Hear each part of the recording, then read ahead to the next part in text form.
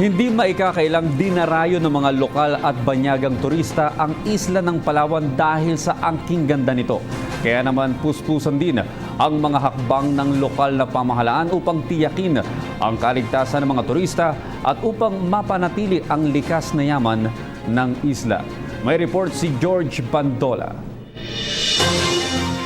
Hindi lang Puerto Princesa, halos puno na rin ng mga local at foreign tourists ang ilang destinasyon sa lalawigan ng Palawan. Mula sa Busuanga Airport, humigit kumulang 1 oras ang biyahe patungo sa poblasyon ng Bayan ng Coron. Bagamat isang first-class municipality ang Coron, banaag dito ang tunay na pamprobinsyang pamumuhay. Walang taxi o jeepney o bus, kundi mga tricycle ang hari ng kalsada. At ang mga malakristal na tubig ng Palawan na nagpapanatili ng kinang nito na madalas binibisita ng mga turista. Kayangan Lake, Wind Lagoon, Skeleton, Skeleton Wreck ba? Wreck? Oh, yun. Mukhang madalas ka na dito, te. Dalawang beses. So sila? First time. Mga first time. Ako daw ang tour guide nila ko. So mga magkakabarkada po kayo? Yes.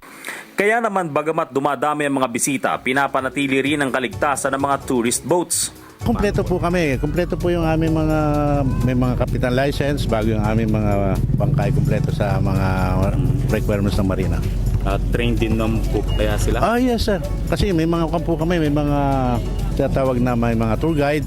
Bago minsan nagkuha po ng wasar yung mga kapitan. At syempre ang seguridad ng mga bisita. Pinaplano pa namin, magdagdag pa po tayo ng ating mga trucks para po sa ating solid waste management.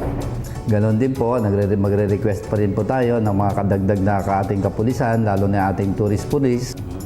All investors, ulit-ulitin ko, welcome sa Coron. Hindi kayo mahirapang kumuha rito sa amin ng mga business permits, tutulungan pa namin kayo.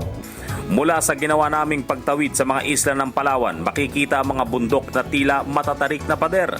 Mga islang napapalamutian ng mga coral reefs bilang diving site na tunay nga namang kayamanan ng Calamianes Group of Islands. Para sa PTV News, George Bandola.